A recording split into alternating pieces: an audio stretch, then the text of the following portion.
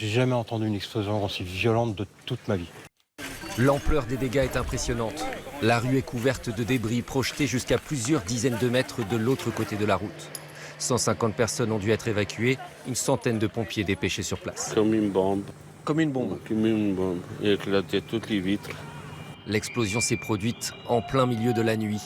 Dans un appartement du 4e étage, elle a soufflé une partie de la façade avant de déclencher un incendie. Selon cet habitant, tout l'immeuble a tremblé. J'ai jamais entendu une explosion aussi violente de toute ma vie. Plusieurs heures après, il se dit encore sourd d'une oreille. Moi, ça m'a fait décoller du lit. J'ouvre la fenêtre, je vois des flammes monstrueuses qui sortaient de l'autre côté. Et puis la panique, l'apocalypse dans l'immeuble, on courait dans tous les sens. Un premier bilan fait état d'une personne décédée, l'occupant du premier appartement sinistré. Plusieurs voisins ont également été blessés légèrement, mais le choc psychologique lui est parfois important. Cette femme habitait le logement juste en dessous.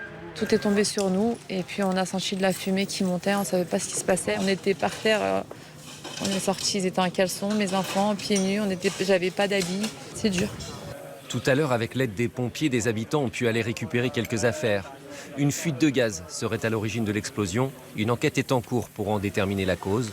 L'homme décédé, lui, avait environ 70 ans. C'est quelqu'un plutôt sportif, sympathique parce que je le connaissais. Je sais pas quoi dire, je suis encore un petit peu sous le choc.